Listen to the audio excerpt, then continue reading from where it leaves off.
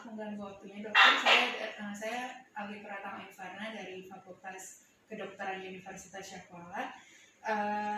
Bolehkah saya meminta waktunya dokter untuk menanyakan beberapa perkembangan COVID-19 pada tahun ini dokter? Boleh, silakan. Baik, sebelumnya saya ingin bertanya bagaimana sih pandangan dokter mengenai keberadaan COVID-19 ini? Ya, COVID-19 itu adalah suatu virus yang outbreak-nya pada tahun 2019 Desember. Virus ini merupakan virus RNA yang terus-terusan bermutasi sampai saat ini. Kemudian virus ini memang menyebabkan banyak kematian di beberapa negara, terutama negara-negara yang terkena. Ya, sudah merambah ke Eropa, kemudian juga ke Asia, kemudian ke Amerika. Jadi COVID-19 ini sebenarnya berasal dari Cina, ya, dari salah satu provinsi di Cina, kemudian merambah ke seluruh negara di berbagai wilayah. Jadi sampai saat ini kematian paling terbesar adalah di India, ya. Dari beberapa varian virus ini, dia menyebabkan gejala-gejala yang berbeda. Contohnya pada bulan 6 tahun 2020 itu di Indonesia itu banyak gejala seperti hilang penciuman dan hilang rasa, sedangkan orangnya ya aman-aman saja. Tapi begitu di bulan 7 udah ada dengan rasa pusing atau vertigo, yang yang gejalanya adalah pusing-pusing begitu karena SpO2-nya itu turun di dalam darah. Kemudian di bulan 9 itu udah ada yang mencret, gejala-gejala udah mencret. Kemudian ada juga yang hilang flu-nya tidak sembuh sampai 2 minggu. Nah, sekarang pada mulai bulan 2 2021 itu kebanyakan pasien sesak nafas. Dan yang menyebabkan kematian itu pun 2021 ini yang paling banyak daripada 2020. Nah, jadi pasien-pasien sekarang yang masuk ke rumah sakit Merasa ini adalah pasien-pasien dengan penurunan SpO2 namanya, tekanan oksigen di dalam darah menurun. Jadi itu sangat berakibat fatal terhadap pasien. Pasien tidak menyadari, dia happy saja, tetapi berisiko kepada kematian dari otaknya, sehingga menyebabkan pasien meninggal. Di tempat kita pada bulan April itu masih ada 2 pasien meninggal, tapi pada bulan Mei ini sudah 20 pasien yang meninggal, belum habis penutup Mei. Mungkin itu saja yang masalah COVID-nya. Baik dokter, terima kasih. Selanjutnya kalau boleh tahu dokter, perubahan aktivitas apa saja yang terjadi di rumah sakit selama masa pandemi ini dokter? Mungkin perubahan negatif atau positifnya dokter? Ya. Kalau perubahan negatifnya pasti banyak. Yang pertama, pasien banyak berkurang. Yang kedua, penambahan dari kasus-kasus COVID semakin meningkat. Kemudian kita tidak bisa bekerja seperti dulu lagi, tidak punya bekerja, tetapi kita bekerja selang-seling, ya. Bagi teman-teman yang sudah umurnya di atas 50, itu mereka pada bulan 10 2020 itu kita rumahkan sementara sampai pandemi ini, angka kejadian COVID ini sudah menurun. Ya, kemudian pun untuk rumah sakit pun sebenarnya sangat berdampak negatif, ya. Dampak positifnya tidak banyak, hanya sedikit. Kita bisa belajar dari pengalaman pasien-pasien yang masuk ya sebagai bahan ajaran untuk kita, bahan kita mengerti apa COVID itu bagaimana. Ya mungkin itu hanya segi positifnya saja. Baik dokter, lalu bagaimana dengan respon masyarakat yang diterima dokter-dokter selama melayani masyarakat di masa pandemi ini dok? Ya kalau masyarakat yang kita layani ya hari ini kan masyarakat banyak tidak mengerti masalah COVID. Masyarakat itu pandai, tapi mereka tidak paham ya terhadap COVID itu bagaimana COVID itu. Mereka lebih berasumsi bahwa COVID itu tidak ada. Yang sebenarnya kita harus percaya, memang itu kan makhluk dari Allah kan, kita harus percaya dengan COVID. Nah, sekarang masyarakat karena dia tidak mengerti dan kadang-kadang masyarakat hanya bilang COVID itu hanyalah buat-buatan saja, bukan yang betul-betul, sehingga masyarakat tidak peduli dengan protokol kesehatan.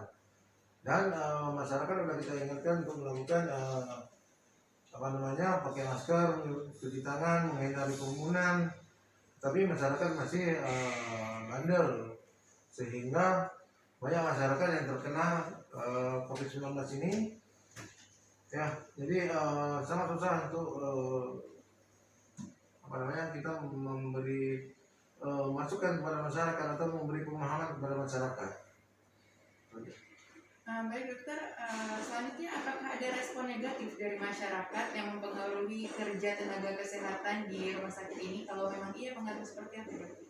Ya pengaruhnya masyarakat banyak yang tidak mau open terhadap terhadap penyakit ini. Terkadang masyarakat sudah positif, tetapi begitu kita nyatakan ini Pak positif, Bapak positif COVID, itu nggak ada COVID. Nah, itu satu, dia tidak mau bekerja sama dengan kita. Kemudian masyarakat sudah sakit di rumah, tapi mereka takut untuk rumah sakit, hanya takut karena dibilang positif COVID. Padahal mereka banyak yang meninggal di rumah, ya, tetapi mereka tidak sampai ke rumah sakit. Baik dokter, selanjutnya kalau pihak rumah sakit, bagaimana pihak rumah sakit itu bisa menyikapi pendapat masyarakat tertentu yang menahan dirinya untuk tidak memeriksakan diri ke rumah sakit dengan keyakinan akan didiagnosis terinfeksi COVID-19 nih dok? Ya kalau dari pihak rumah sakit kita udah pernah buat satu seminar untuk masyarakat bahwa bukan rumah sakit itu yang meng-COVID-kan pasien, tetapi hasil lab lah itu yang menyatakan pasien itu positif atau negatif. Dan kita tidak memeriksa lab di sini, kita memeriksa ke lab usia. Jadi semuanya hasilnya dari usia. Ya, jadi masyarakat sebenarnya untuk membuat pemahaman itu kepada masyarakat untuk berobat ke rumah sakit itu tidak hanya tugas rumah sakit, tapi itu tugas puskesmas, tugas dinas kesehatan untuk memberi promosi kesehatan kepada masyarakat, sehingga masyarakat mengerti apa sih yang terjadi selama ini, bagaimana COVID itu. Kenapa kita nggak usah takut lagi dengan COVID.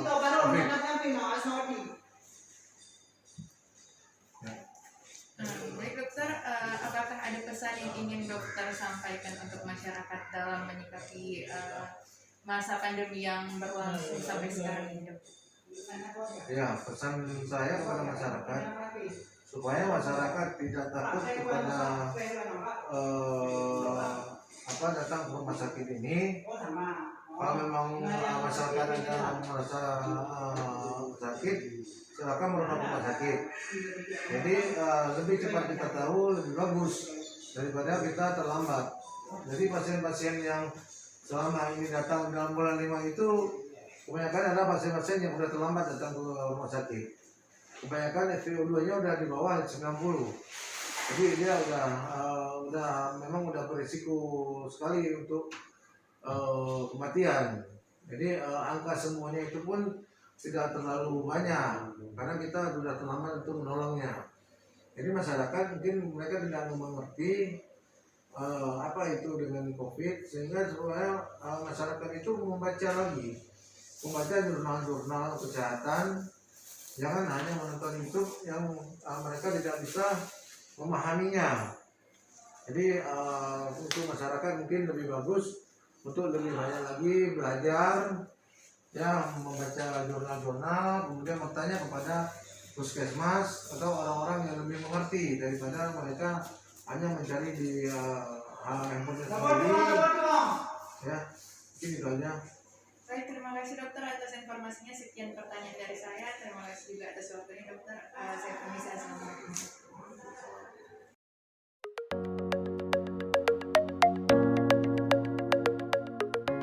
Assalamualaikum Dokter Iskandar. Waalaikumsalam warahmatullahi wabarakatuh. Selamat malam Dokter Iskandar. Bagaimana keadaannya? Alhamdulillah sehat. Jadi perkenalkan, nama saya Muhammad Fadli Iskandar. Saya ingin bertanya sedikit tentang COVID kepada dokter. Apakah boleh dokter? Ya silakan. Apa mau ditanyakan? Baik dokter. Pertanyaan pertama,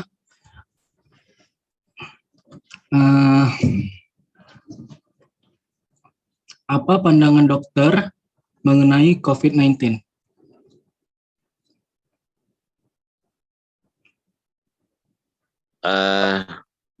COVID-19 ini merupakan suatu penyakit yang disebabkan oleh virus yang kini sedang mewabah.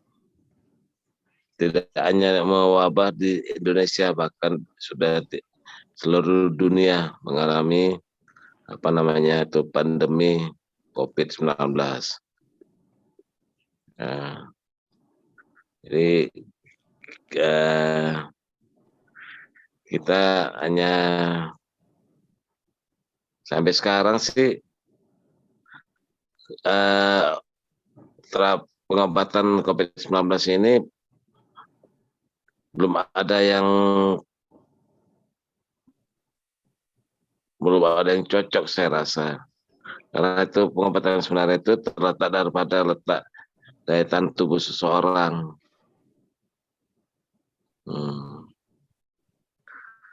Sampai itu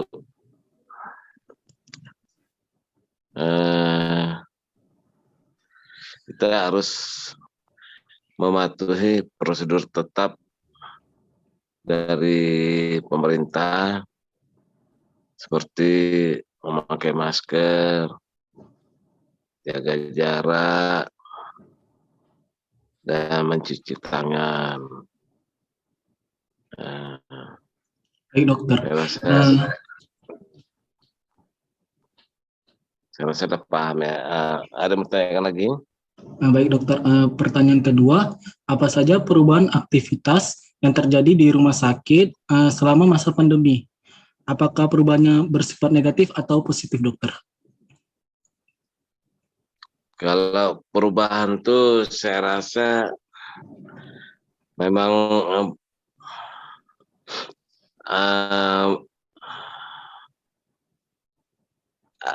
banyak terjadi perubahan di rumah sakit, dalam arti terjadi penurunan dalam tingkat kunjungan masyarakat karena masyarakat itu mau berobat ke rumah sakit, mungkin mungkin masyarakat takut akan tertular dengan COVID, takut terjangkit dengan virus, sehingga masyarakat tidak berani datang berobat ke rumah sakit. Begitu. Oke, lagi. Baik dokter. Selanjutnya, bagaimana respon masyarakat selama dokter? Bagaimana respon masyarakat yang diterima dokter-dokter selama melayani masyarakat di masa pandemi ini? Gimana? Bagaimana respon masyarakat atau pasien yang diterima dokter selama masa pandemi ini?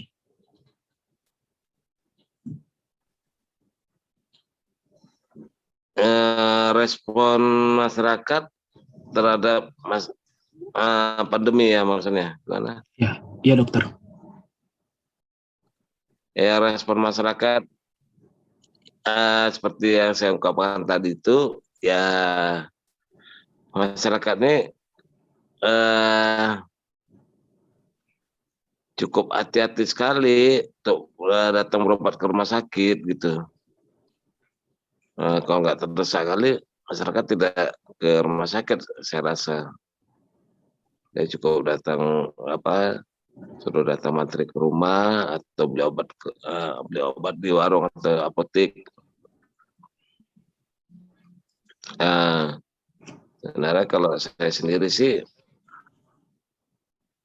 cukup mengedukasi ke masyarakat aja.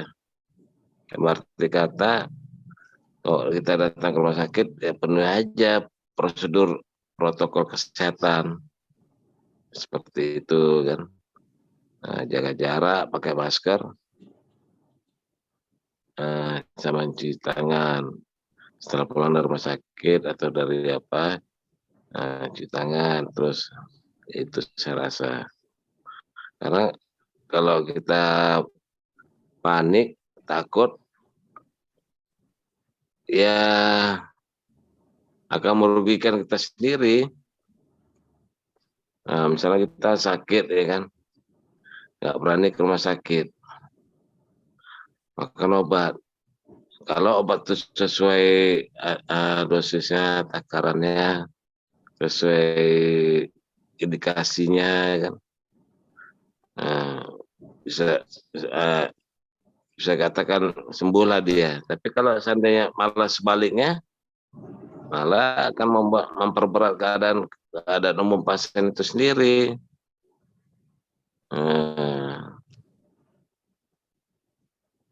Jadi kita sebagai dokternya harus bisa mengedukasi pasien gitu. Ya dalam arti kata kita ya harus kembali lagi kepada kita harus kembali lagi kepada Allah, kita harus mendekatkan diri kepada Allah ya kan. Karena semua itu sudah takdir kasih sama Allah. Kalau takdir kita sudah kena virus mati ya gimana kita bilang kan nggak bisa menghindar kita. Jadi ketakutan yang berlebihan itu pun nggak bagus juga. Ya biasa aja gitu. Tapi jangan terlalu berani juga. Dalam arti kata, nggak apa-apa tuh. Sehingga dia melupakan protokol kesehatan. Itu pun salah juga. Ya jadi harus seimbang, protokol kesehatan dijaga, ya kan, dipenuhi. Itu kita yang lupa mendekatkan diri sama Allah. Kita nggak usah takut mati. Karena dulu tanpa COVID pun banyak mati. Udah, apa lagi? Ya dokter, pertanyaan keempat ya dokter. Apakah respon negatif dari masyarakat mempengaruhi tenaga kesehatan di rumah sakit? Jika iya, pengaruh seperti apa dokter? Pengaruh gimana? Pengaruh negatif dari masyarakat dalam mempengaruhi kerja tenaga kesehatan dokter. Ya, macam yang saya bilang tadi itu. Kita prinsipnya sebagai tenaga kesehatan ini hanya bisa mengedukasi dan mengimbau berulang-ulang, mengedukasi berulang-ulang. Karena tanpa itu ya susah juga gitu. Karena masyarakat semua takut gitu, mau keluar rumah takut, mau kerja takut kena COVID, mau itu takut tertular ya kan. Tapi kalau terakhir ya semua aktivitas terganggu, kerja terganggu, mau berobat ke rumah sakit terganggu. Nah, jadi prinsipnya itu ya kita tetap mematuhi protokol kesehatan pemerintah aja. Baik Ya dokter. seperti ya, 3M itulah ya kan. Ya. Itu aja kita apain. Nah, ya macam saya kan di bidang kesehatan mata gitu kan. Nah, itu risiko tertular itu tinggi juga gitu. Nah, tapi macam mana lagi kan? Ya kita tetap itu juga prosedur tetap kita jalankan juga. Nah, dan edukasi pun tetap kita berikan. Ya, karena kalau nggak kita kasih pengertian kayak itu, nggak jaga kesehatan apanya itu apa namanya itu risiko COVID tertular COVID itu. Sementara matanya kita bilang lah sudah katarak ya kan, dan harus dioperasi. Jadi karena ketakutan itu ada operasi ya terakhir ya buta juga. Jadi serba salah kan. Jadi ya itu tadi kasih pengertian,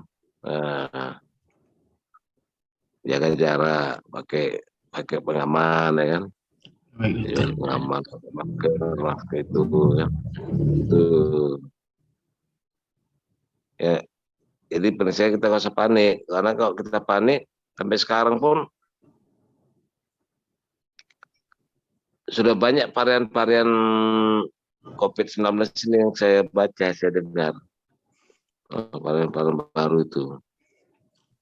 Jadi kok kita cemas ya dengar varian-varian baru itu aja bermunculan, antara yang varian lama itu belum selesai, apa nggak panik kita gitu. Tuh. Jadi kita harus tenang. Baik dokter. Jaga protokol kesehatan dijalankan ya kan. Nah, itu banyak-banyak berdoa, sholat ya kan. Itu. Oke, ada lagi? Baik dokter. Pertanyaan kelima, bagaimana dokter menyikapi pendapat masyarakat tertentu yang menahan dirinya untuk tidak memeriksa diri ke rumah sakit dengan keyakinan akan didiagnosis terinfeksi COVID-19? Iya, sekarang kan kita kembali lagi pertanyaannya ke masyarakat itu. Misalnya masyarakat si A kita bilang, dia alami sakit lah gitu ya. Udah. Sementara dia perlu penanganan yang tepat atau penanganan segera di rumah sakit atau ke praktek dokter ya kan. Karena dia ketakutan, nggak mau dia ke praktek dokter, nggak mau dia ke rumah sakit, cukup beli obat aja atau datangin mantri ke rumah. Sementara kan penyakit ini kan prognosis kan kita belum tahu. Tambah jelek atau tambah buruk atau itu keadaan umumnya kan. Kalau sempat tambah jelek keadaan umumnya, kan mau nggak mau harus ke rumah sakit. Kalau udah datangnya terlambat, ya meninggal juga. Sama kan jadinya, kena COVID nggak kena COVID. Jadi kita harus cerdas masyarakat ini. Harus cerdas menyikapinya. Bukan berarti kita harus sombong. Ya lah nggak apa-apa COVID itu. Jadi kalau usah pakai masker dia, nggak cuci tangan dia. Itu salah juga, nggak boleh. Nggak menjaga jarak dia, ya. Nggak boleh juga, itu namanya sombong. Itu tetap kita penuhi. Ada itu baik-baik jalan berdoa. Umur kan tangan Allah semua, bukan di tangan COVID. Baik dokter. Ya, karena COVID itu kan virus. Itu ciptaan Allah. eh, itu virus, bakteri, jamur, atau apa kan, itu kan ciptaan Allah semua. Karena tanpa itu mungkin manusia itu tidak akan mati, karena nggak ada proses pembusukannya, nggak ada apanya kan. Nah, jadi awet muda dia, nggak mati-mati. Nah, karena yang abadi itu cuma Tuhan, cuma Allah yang abadi. Jadi ini cuma salah satu faktor penyebab aja, virus apa kan, kuman, bakteri, jamur. Nah, jadi kita santai aja berdoa, itu yang penting, jaga kesehatan, jaga protokol kesehatan. Gitu. Oke, apa lagi? Baik dokter, pertanyaan terakhir dokter. Apakah ada pesan yang ingin dokter sampaikan untuk masyarakat dalam menyikapi masa pandemi yang berlangsung sampai sekarang? Ya, kalau saran saya, pendapat saya, kepada masyarakat, tidak usah cemas, tenang aja, nggak usah panik. Nah, pandemi ini harus kita hadapi bersama-sama. Nah, dalam arti kata, misalnya si A sudah tertular penyakit virus, terjangkit dengan pandemi. Dah, nah, dia kalau sudah terjangkit kayak gitu, datanglah ke rumah sakit supaya diisolasi mandiri, biar diobati, biar diisolasi kan. Jangan dia pergi ke tempat-tempat keramaian untuk menularkan virusnya, itu pun nggak boleh, ya. Nggak boleh itu, bro. Nah, menurut agama pun itu berdosa sekali. Ya. Jadi kalau kita udah terjangkit itu, ya agama pun larang kita untuk keluar rumah itu. Nah, satu. Kedua, bagi yang belum kena atau apa, ya dijaga, jaga kesehatannya, ikuti aturan dari pemerintah, ya kan. Nah, dan jangan lupa berdoa, aktivitas seperti biasa aja. Nah, apalagi kalau udah keluar dari rumah, ya kan, masker udah pakai, jaga jarak udah. Nah, udah itu gitu pulang ke rumah, langsung aja ganti bajunya, ganti yang baru kan, atau mandi ganti yang baru bajunya kan, berarti cuci tangan supaya nggak tertular. Sebelum masuk ke rumah cuci tangan dulu. Nah, jadi ya, sewaktu kita di luar itu kita nggak sadar ada megang ini pegang itu kan. Nah, jadi supaya nggak tertular di dalam rumah itu, sebelum masuk pintu rumah kita cuci tangan, pakai sabun, pakai alkohol kan. Nah, udah masuk rumah. Nah, udah masuk rumah, ya kalau mau apa, saya rasa mau mandi lebih bagus lagi, mandi ganti baju. Nah, jadi saya rasa insya Allah itu lebih terjaga sterilisasinya. Yang penting daya tahan tubuh ini dijaga, jangan terlalu capek kali. Jangan terlalu banyak kali begadang. Usahakan imunitas ini tetap terjaga gitu. Karena COVID ini yang dihantamnya ini daya tahan tubuh seseorang. Apalagi. Baik dokter, terima kasih banyak dokter sudah mau saya wawancarai. Ya, ya semoga bermanfaat, ya kan. Amin. Mari sama-sama kita menjaga, ya. Ya dokter. supaya kita Indonesia ini tetap sehat dan terbebas dari COVID-19. Ya. Oke, pagi. Sekian dokter, terima kasih.